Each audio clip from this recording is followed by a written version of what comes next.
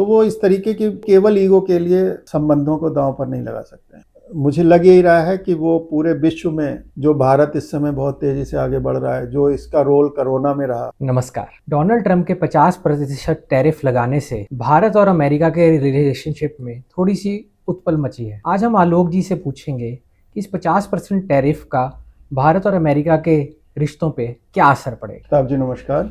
सभी को लग रहा था ये जो 50% टैरिफ तो नहीं कहना चाहिए, 25% तो टैरिफ लगाया इन्होंने और 25% सैंक्शन लगाया है। अब how this sanction is going to work, क्योंकि टैरिफ जो होता है वो पर्टिकुलर कमोडिटीज पे लगता है और जो सैंक्शन होता है वो सभी चीज़ों पे लगता है। तो इसकी मॉडलिटीज क्या होंगी वो आते आते थोड़ा टाइम लगेगा, क्योंकि एक्सपेक्टेशंस ये थी, ऐसा ट्रंप एडमिनिस्ट्रेशन को लग रहा था कि ये सैंक्शन की बात करेंगे तो कोई ना कोई रिस्पांस इंडिया देगी जी, और अगर कोई रिस्पांस इंडिया देगी तो they were ready to negotiate it. लेकिन हमारे एक्सटर्नल अफेयर मिनिस्टर और प्रधानमंत्री दोनों ने ही कहा जो रशियन ऑयल है वो इंपोर्ट करते रहेंगे। अच्छा देखिए, क्यों जरूरी है रशियन ऑयल इंपोर्ट, हमको इसकी जेनेसिस में जाना पड़ेगा। जी, देखने को तो उस ऑयल से जो रिफाइनरीज हैं उनको 3 से 4 बिलियन डॉलर का फायदा होता है, लेकिन ओवरऑल अगर आप देखो तो पूरी जो इंडियन इकोनॉमिक्स है, जो हमारा इन्फ्लेशन रेट है वो कंट्रोल में रहा।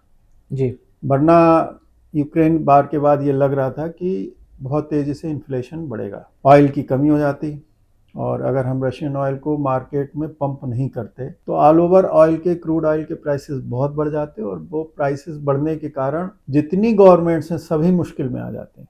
इसीलिए अभी तक जैसे गैस ले रहे हैं वो लोग, या चाइना ले रहा है ऑयल जी, या इंडिया ऑयल इंपोर्ट कर रहा था, इसको इग्नोर किया जा रहा था। लेकिन जब ट्रंप एडमिनिस्ट्रेशन आया तो इस बार जो ट्रंप हैं वो उनको थोड़ा सा आर्म ट्विस्टिंग में बहुत अच्छा लग रहा है। उन्होंने चाइना की आर्म ट्विस्ट की जी, तो चाइना ने उनको उल्टी आर्म ट्विस्ट कर दी और बोला कि अगर आप 200% या 100% टैरिफ लगाएंगे तो हम भी 125% टैरिफ लगा देते हैं। जी, तो इस बात से फर्क ये पड़ा। दूसरा, चाइना के पास क्या है, लीवरेज है। चाइना कुछ चीज़ें ऐसी हैं जैसे मैग्नेट है, रेयर अर्थ है और कुछ केमिकल्स हैं, जी, वो केवल चाइना ही सप्लाई कर सकता है अमेरिका को।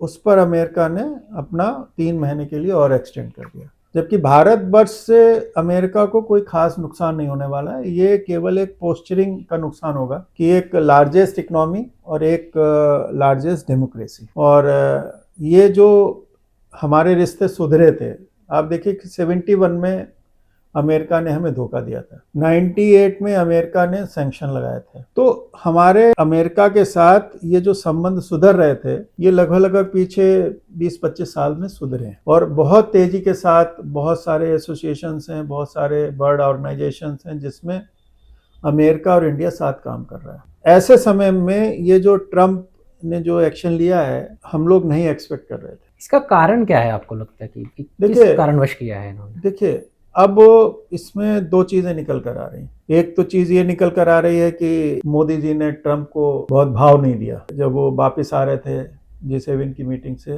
तो ट्रंप ने उनको इनवाइट किया था to talk with Munir ji, तो उन्होंने उस समय कह दिया था कि already we have got some commitment so we will not, क्योंकि आज से पहले तक ऐसी बात होती थी कि जब चीन के प्राइम मिनिस्टर इंडिया आए तो इंडिया के बाद वो पाकिस्तान गए, या इसी प्रकार से जब भी अमेरिका का कोई बंदा आता है या यूरोप का कोई बंदा आता है, सीनियर डिप्लोमेट या सीनियर पॉलिटिकल पर्सन, तो वो पाकिस्तान गया। तो शुरू से ही ये विश्व की कोशिश रही है कि वो पाकिस्तान और भारत को एक साथ दिखाए। भारत अब इस इंप्रेशन से आगे बढ़ रहा है कि we don't bother about Pakistan, हम पाकिस्तान के बारे में परवाह नहीं करते, तो हमें अब पाकिस्तान से कृपया करके कंपेयर मत कीजिए। जी, जो अमेरिका के साथ स्थिति है, जो उसके नीचे जो कंट्रीज हैं लैटिन अमेरिकन कंट्रीज, तो वैसी स्थिति अब हम पाकिस्तान की रखना चाहते हैं कि we are not bothering about you. तो हमने बिल्कुल अच्छा मना किया, लेकिन उससे लग रहा है कि ईगो क्लैश हुई है। लेकिन अगर हम इसको केवल ईगो क्लैश की बात कहें तो ये शायद Trump who is added by more than hundreds of the officers, bureaucrats,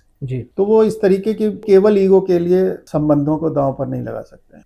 मुझे लग यही रहा है कि वो पूरे विश्व में जो भारत इस समय बहुत तेजी से आगे बढ़ रहा है, जो इसका रोल कोरोना में रहा कि भारत की बात अब सुनी जाती है, ऐसा एक इम्प्रेशन है कि अभी जो सर्वे हुआ उसमें प्रधानमंत्री मोदी को वर्ल्ड में सबसे ज़्यादा पसंद किया गया लीडर मानते हैं। तो ऐसी स्थिति में वो चाहते यही हैं कि भारत की जो विकास यात्रा है उसमें थोड़ा सा रोक लगाई जाए। तो ये कब तक चलेगा आपके ख्याल से, कि जब तक ट्रम्प हैं तब तक रिलेशनशिप ठीक नहीं रहेंगे? नहीं, देखिए, पहली चीज तो ये है कि ये बहुत टेम्परेरी फेज है, इसके दो ही रिजल्ट हैं। अब आप ये देखिए कि जैसे हमारे होती है ना कि दिवाली खराब कर देना, जी। तो इसी प्रकार से क्रिसमस जो आ रही है और क्रिसमस के लिए सब ऑर्डर्स अब तक हो जाते हैं। जी। तो वो जो ऑर्डर्स इन्होंने दिए होंगे इंडियन एक्सपोर्टर्स को, तो उन ऑर्डर्स का सब भविष्य खराब हो गया।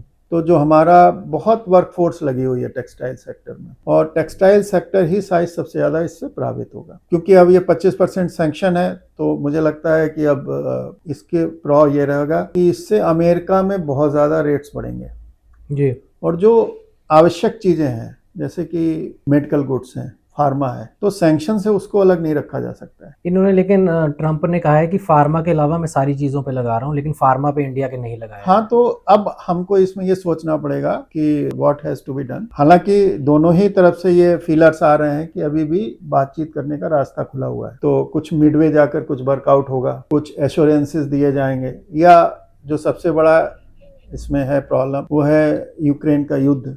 जी। यूक्रेन का युद्ध अगर अमेरिका सॉल्व कर देता है तो ये सब चीज़ें खत्म ही हो जाएंगी। तो देखते हैं आगे क्या होता है।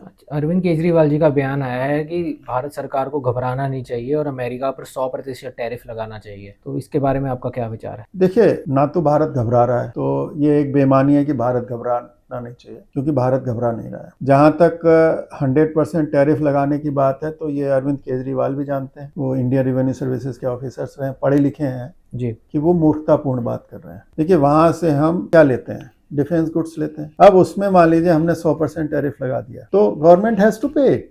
टैरिफ का मतलब ये है कि जो आप इंपोर्ट कर रहे हैं उस पर, तो आम नागरिक पर तो उसका प्रभाव ही नहीं पड़ रहा है, जबकि जो हम वहां भेजते हैं अमेरिका में उसमें आम नागरिक पे प्रभाव पड़ता है। तो मुझे ये लगता है कि अरविंद केजरीवाल को, क्योंकि मैं खुद इंडियन रेवेन्यू सर्विसेज से रहा हूँ, कस्टम एक्साइज, तो मुझे ये लगता है कि इस समय वनस्पतिक टैरिफ के हमें, जैसे मोदी जी कहते हैं कि आपदा को अवसर में बदल देना, तो इस आपदा को अवसर में बदलने की जरूरत है। ये एक प्रॉब्लम है, इससे हमें 5-6 महीने के लिए कुछ प्रॉब्लम रहेंगी। अधिकतर जो हमारे एक्सपोर्ट्स होते हैं यूएसए में, वो क्रिसमस, टेक्सटाइल के क्रिसमस के लिए ही होते हैं। तो वो चीज़ें बदलेंगी और नए सिरे से हम लोगों को सोचना पड़ेगा कि ये जो नुकसान हुआ है इसको हम कैसे भरपाई करें। तो कई लोग कह रहे हैं कि थोड़ा अपना डोमेस्टिक कंजम्पशन बढ़ाएं या थोड़ा अपना एक्सपोर्ट बास्केट को डाइवर्सिफाई करें, तो इससे कुछ फर्क पड़ेगा? बिल्कुल पड़ेगा। इसके मुझे लगता है कि 3-4 तरीके हैं। ये जो नुकसान है ये तो होगा, लेकिन कभी कभी इस प्रकार का जो नुकसान है आप लोगों को एक नई रास्ता दे जाता है। तो ये जो आपदा को अवसर में बदलने वाली बात है, इसमें हमें अब यह ध्यान देना पड़ेगा कि इस जो जीडीपी में 2-2.5% का नुकसान हो रहा है उसको हम कैसे बढ़ाएं। जी। जो मूडी वगैरह की रेटिंग है, उस IMF की रेटिंग है, उन सबने यही कहा है कि भारत की अर्थव्यवस्था बहुत स्टेबल है, इसका ज़्यादा प्रभाव नहीं पड़ेगा। और अब हमें थोड़ा सा युद्ध स्तर पर, एक तो टूरिज्म सेक्टर है जी, उसमें देखना चाहिए कैसे हम और बेहतर करें, क्योंकि टूरिज्म सेक्टर में जहाँ तक इंफ्रास्ट्रक्चर है, रीच आउट करने की बात है, वो बढ़ गई है। हमारी रोड्स अच्छी हो गई हैं, हमारे साधन अच्छे हो गए हैं, ट्रेन्स अच्छी हो गई हैं, लेकिन वहाँ पर जो पहुँचते हैं तो वहाँ पर अभी और साधन होने चाहिए, जैसे अच्छे टॉयलेट्स होने चाहिए, रुकने की जगहें अच्छी होनी चाहिए। तो ये सब चीज़ें थोड़ी सी बढ़नी चाहिए। फिर इसके बाद जो हमारा मिडिल क्लास है, वो उसके हाथ में परचेजिंग पावर है ऑलरेडी, 8 से 5 लाख रुपए तक वो पर ईयर खर्च करने के लिए उनके पास होता है जी। तो अगर ये टूरिज्म बढ़ेगा तो वो मिडिल क्लास वहां पर डाइवर्ट करेगा जी। दूसरा ये है कि जो हमारा ब्यूरोक्रेट्स हैं उनका भी कुछ आ रहा है कि DA में काफ़ी इंक्रीज करेंगे, जो हमारा 8th पे कमीशन आएगा तो उसमें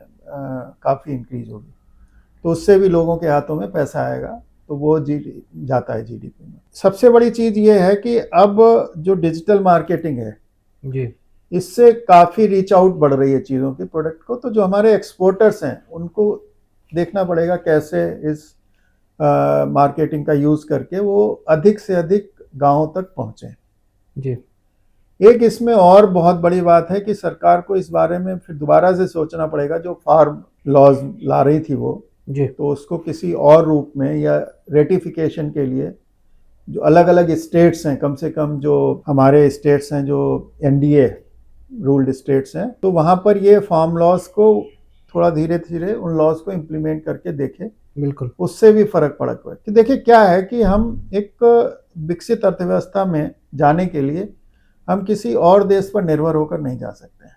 जी प्रोजेक्शन ये हो रहा है कि हम शायद 2038 तक विश्व की नंबर 2 की अर्थव्यवस्था हो सकते हैं। तो जब ऐसा प्रोजेक्शन है आईएमएफ का, जी और E&Y ने आईएमएफ के आंकड़ों पर ये प्रोजेक्शन दिया है, तो ऐसी स्थिति में आपको बहुत ज़्यादा मेहनत करनी पड़ेगी। एक और भी चीज़ है कि जैसे स्वतंत्रता संग्राम के समय भारत छोड़ो आंदोलन हुआ, घर घर से लोग निकले, तो वैसा एक स्वदेशी आंदोलन केवल टीवी पर नहीं चले, ये एक लोगों तक पहुंचे और लोग जो विदेशी चीजें हैं उनको धीरे धीरे बाइकाट करें, एक मास मूवमेंट बनाए, मास मूवमेंट बने। और उसकी जरूरत है। मास मूवमेंट से दो फायदे होते हैं, एक तो देश में देशभक्ति की भावना आती है लोगों में, और दूसरा देखिए थोड़ा सा आदमी को हलचल अच्छी लगती है। जी बहुत सामान्य सी जिंदगी चल रही है आजकल लोगों की, हिंदुस्तान में बहुत इजी चल रहा है, तो उससे भी फायदा हो सकता है। चलिए आलोक जी, आपने जितने भी सुझाव दिए हैं उन पर हम